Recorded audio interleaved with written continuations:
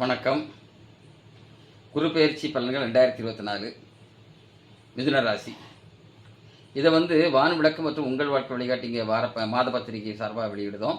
பிரபலச்சோட பண்டித காளிநாராயணன் அவர்களுடைய நீண்ட நெடிய காலமாக உதவியாளராக இருக்கும் ஏபிஎஸ் சாமி தலைமையிலான ஜோதிட குழு இதை கணித்து உங்களுக்கு வழங்குகிறது. இப்போ மிதுன ராசிக்கு குரு பெயர்ச்சி பலன் பார்க்க போகிறோம். பொதுவாக சில கிரகங்கள் சாதகமற்ற நிலையில் இருந்தாலும் உங்களுக்கு நன்மை கிடைக்கும். அதாவது ஒன்றுமே இல்லைன்னு நினச்சிக்கிட்டு இருப்பீங்க, உங்களுக்கு ஓகோன்னு கொடுப்பாங்க. அந்த சூழ்நிலை தான் இப்போ இருக்குது. சரி, இந்த குரு பயிற்சி என்றைக்கு நடக்குன்னா 1/5/2024 மாலை 5:28 மணிக்கு நடக்க, அதாவது மேச ராசியிலேருந்து ரிஷப ராசிக்கு போகிறாரு. இந்த குரு கிட்டத்தட்ட ஒரு வருஷம் ஒரே ராசியில் இருப்பார். அதாவது 2025 மே மாதம் 11ஆம் தேதி வரைக்கும் இருப்பார். இதை நாங்கள் வாக்கிய பஞ்சாங்கம் படி கணிச்சு சொல்லிருக்கோம். இது திருக்கணிதத்தை பின்பற்றுறவங்களுக்கும் பலன்கள் ஒன்று தான். நாட்கள் வேணால் முன்ன பின்ன வரலாம், மற்றபடி எந்த இதுவும் கிடையாது. பொதுவாக குரு பயிற்சி எந்த பலனை பார்த்தாலும் சரி தான், முக்கிய கிரகங்களுடைய நிலையும் நம்ம ஆராயணும். அப்போ தான் முழு பலனும் கிடைக்கும். இப்போ இப்போ ஒரு இடத்துக்கு போகிறாங்க. ஒருத்தர் நல்லா உதவி பண்ணிக்கிட்டு இருக்கிறாரு. அப்போது திடீர்னு உதவி நிப்பாட்டினா இன்னொருத்தர் உதவி பண்ணுவார். இப்போ ஐடி கம்பெனியில் நிறைய வேலை பார்க்குறாங்க. ஒரு கம்பெனியில் வேலை கிடைக்கலாம், இன்னொரு கம்பெனிக்கு ஆட்டோமேட்டிக்காக போய் அதோட சம்பளம் கூட கிடைக்கும். அது மாதிரி கிரகங்கள் மாறும்போது ஒரு கிரகங்களுக்கெல்லாம் ஒரு கிரகங்கள் உங்களுக்கு நன்மை கொடுக்கும். இப்போ உங்களை பொறுத்த வரைக்கும் பார்த்தீங்கன்னா, நீங்கள் ரொம்ப திறவசாலிகள். எப்படின்னா எதையுமே தீர சிந்தித்து செயல்படுத்துவீங்க. உங்களுக்கு பேச்சாற்றல் ஈஸியாக புத்தகங்களை கவரக்கூடிய அளவுக்கு நீங்கள் பேசி எதுவுமே சமாளிப்பீங்க. அந்த இதே உங்களுக்கு பலன் கொடுக்கும். இப்போ இந்த வருஷம் பார்த்தீங்கன்னா, இது வரைக்கும் குரு பகவான் உங்கள் ராசிக்கு 11ஆம் இடம், அதாவது மேசத்தில் இருந்தார். மேசத்தில் இருக்கும்போது உங்களுக்கு எண்ணற்ற பலனை தந்திருப்பார். எப்படின்னா, நல்ல உத்தியோகத்தில் சிறந்து இருந்திருப்பீங்க, புதிய பதவி கிடச்சிருக்கும், பலம் அதாவது வருமானங்கள்லாம் சிறப்பாக இருந்திருக்கும், வீடு எல்லாமே சிறப்பாகவே இருந்திருப்பீங்க, உத்தியோகம் எல்லாம் இருந்திருக்கும், எல்லாம் சிறப்பாக இருந்திருப்பீங்க. இந்த நேரத்தில் தான் இப்போ இந்த குரு பயிற்சி வருது. இது என்னென்னா, உங்கள் ராசிக்கு 12ஆம் இடத்துக்கு வரார். 12ஆம் இடம் சிறப்பானதானா சிறப்பானது இல்லை. ஆனால் அதை கண்டி கவலைப்பட வேண்டாம், நன்மைகள் இருக்குது. வேற ஒரு விதத்தில் அது சொல்கிறேன் நான்.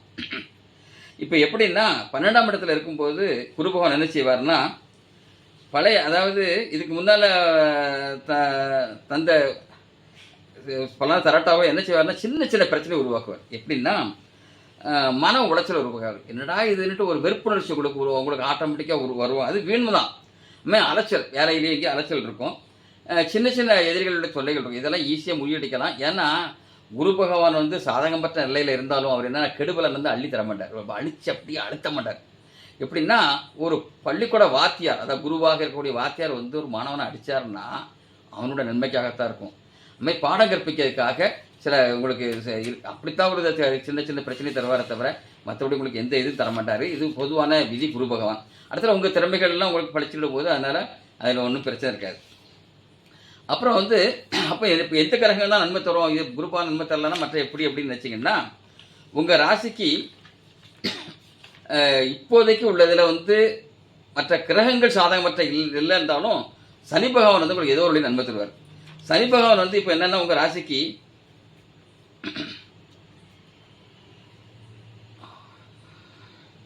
9ஆம் இடத்துல இருக்கிறாரு. அதாவது கும்பராசியில் இருக்கிறாரு. கும்பராசி 9ஆம் இடம். 9ஆம் இடம் அவ்வளோ சிறப்பானது இல்லை. எப்படின்னா, அவரும் சின்ன சின்ன தடைகளை பண்ணலாம், அதாவது எதிரிகளோட தொல்லைகள் வரலாம். இது சனி பகவான் தந்தாலும் எப்படி நன்மை தருவார் அப்படின்னா, சனி பகவானும் பார்வை உண்டு. அவரும் 3 பார்வை பார்ப்பார். அதாவது குரு பகவான் சாதகமற்ற இடையில இருந்தாலும் அவருடைய இது ஒரு படிப்பினை ஊட்டமாக இருக்கும்.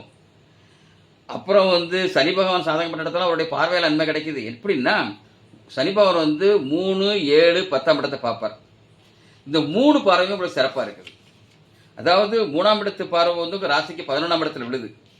அந்த 11ஆம் இடத்துல விழும்போது என்னென்னா, உங்களுக்கு பொண்ணையும் பொருளையும் அள்ளி தருவார். அடுத்த வீட்டில் மகிழ்ச்சியான சூழ்நிலை இருக்கும், ஆனந்தமாக இருக்கும். அப்புறம் பெண்களால் உங்களுக்கு முன்னேற்றம் இருக்கும், பெண்களும் நல்லா சிறப்பாக இருப்பாங்க. இது சனி பகவானுடைய 3ஆம் இடத்து பார்வை. அடுத்தால 7ஆம் இடத்து பார்வை உங்கள் ராசிக்கு 3ஆம் இடத்துல விழுது. அதில் என்ன செய்வார்னா, எடுத்த காரியத்தை சிறப்பாக முடிக்க வைப்பார். தொழிலில் வளத்தை உருவாக்குவார், பொருளாதார வளத்தை கொடுப்பார். அடுத்த ராசி 10 உங்கள் ராசிக்கு 6ஆம் இடத்துல விழுது. 6ஆம் இடத்துல இருக்கும்போது எடுத்த காரியத்தை சிறப்பாக முடிக்க வைப்பார். பகைவர்களுடைய தொல்லையை முறியடிக்கிறதுக்கு வல்லமை கொடுப்பாரு. உங்கள் ஆற்றை பார்த்தீங்களா, எல்லாமே இந்த பார்வையால் கிடச்சிருது. அப்போ மற்ற எந்த கிரகம் எங்கே கேட்டு போனால் நமக்கு என்ன சனிவான பார்வையெல்லாம் நல்லா சிறப்பாக இருக்கலாம், அவ்வளோதான். அப்போ மற்ற கிரகங்கள் பார்க்கணும்னு அவசியம் இல்லை, இருந்தாலும் சொல்கிறேன் உங்களுக்கு. இப்போ நீங்கள் நான் சொன்னது பார்த்தீங்கன்னா குருபவன் வந்து எந்த பிரச்சனையும் தராமல் சின்ன சின்ன இந்த ஊசி குத்துற மாதிரி சிலதை தருவார். ஆனால் சனி பகவான் சாதகமற்ற இடத்துல இருந்தாங்களோட பார்வைகளால் நன்மை தராரு. சரி, மற்ற நோய் என்னென்னா நிழல் கிரகங்கள் இருக்குது. நிழல் கிரகங்களை பொறுத்த வரைக்கும் ராகு வந்து உங்கள் ராசிக்கு 10ஆம் இடத்துல இருக்கிறாரு. அவர் என்ன செய்வார்னா சின்ன சின்ன அவப்பெயர் பண்ணுவார், பொல்லாப்பு உருவாக்குவார். அதனால் யார்கிட்டையுமே நீங்கள் அனாவசியமாக பேச வேண்டாம், வீண் வாதத்தில் தலையிட வேண்டாம். இது கேது வந்து உங்கள் இடத்துக்கு 4ஆம் இடத்துல இருக்கிறாரு. அவர் என்ன செய்வார்னா அவர் பங்குக்கு சிலவங்க அதாவது சின்ன சின்ன உடல் உபாதைகள் ஏற்படலாம். பயணங்களில் வந்து எதிர்பார்த்த பலன்கள் கிடைக்காம இருக்கலாம். பயணங்கள் முடிவில் சில தீயோ சேர்க்கைக்கு ஆகலாம். இதில் தான் நீங்கள் ஜாக்கிரதையாக இருக்கணும். அதாவது நீங்கள் கஷ்டப்பட்டு தொழில் பண்ணுவீங்க, ஏதோ உங்களை வந்து பிடுங்குறதுக்காக சில பேர் நண்பர்கள் மாதிரி நடிக்கலாம். அது தீயோர் அந்த சேர்க்கை நீங்கள் பண்ணிச்சிடுங்க. குழந்தை பருவத்தில் இருக்கவங்க அந்த பிள்ளைகளை வந்து நல்ல பையங்களோட இந்த ராசியில் உள்ளவங்க யார்ட்டையும் வெளியே அதிகமாக வேண்டாம். இதுதான் ஒன்று. இந்த நிலைமையில தான் இருக்கானா இதை நான் ஏற்கனவே சொன்னபடி சனிபவனுடைய பார்வையால் நீங்கள் ஈஸியாக முறியடிக்கலாம். இன்னொன்று என்னென்னா இந்த ராகுவும் கேதுவும் 26/4/2025 அன்னைக்கு பெயர்தாங்க. அப்படி பெயரும்போது கேது வந்து உங்கள் ராசிக்கு 3ஆம் இடத்துக்கு வராரு. இது என்னென்னா சூப்பரான சூப்பர். அதாவது தெய்வ அருள்னு சொல்லுவாங்க, அது உங்களுக்கு அப்போ கிடைக்க ஆரம்பிச்சிடும். கடவுள்கிட்ட என்ன வேண்டுனாலும் கிடைக்கும். நீங்கள் நல்லதுக்கு நினச்சிங்கன்னா அவ்வளோ சூப்பராக நடக்கும். இதில் வந்து தொழில் சிறப்பாக நடக்கும். இப்போ இந்த பலன்களை வந்து சனியுடைய பார்வை மட்டும் இல்லாமல் கேது பக்கமாக பின்னால் ரொம்ப நல்லா இருப்பீங்க. அதாவது போக போக இந்த பலன் உங்களுக்கு சிறப்பாக இருக்கும். மொத்தத்தில் பார்த்தீங்கன்னா இந்த கவலையும் உங்களுக்கு வேண்டாம், நல்லா தான் இருக்குது. சனி போனதில் சின்ன சின்ன இதாக வந்தால் நீங்கள் அனுசரணையெல்லாம் நல்லா சமாளிச்சிக்கலாம். உங்கள் பேச்சாற்றலும் உணவு மேலே நினச்சிக்கலாம். பரிகாரம் எடுத்துக்கிட்டிங்கன்னா நீங்கள் வந்து சந்திரப்ப கிடைக்கும்போது நவக்கிரகங்களை சுற்றி வாங்க. ஒரு பேர் சென்னைக்கு 15 சனி எல்லா கடவுளையும் விநாயகரை வழிபட தவறுதராதீங்க. அதாவது ஏழைகளுக்கு உங்களால் முடிஞ்ச உதவி பண்ணுங்கள். அடுத்த துர்க்கை வழிபாடு பண்ணுங்கள். அதான் இதுதான். அதாவது விநாயகரை வச்சுக்கிட்டு எல்லா நவக்கிரகங்களையும் சுற்றுங்க, சிறப்பாக இருக்கும். நன்றி, வணக்கம்.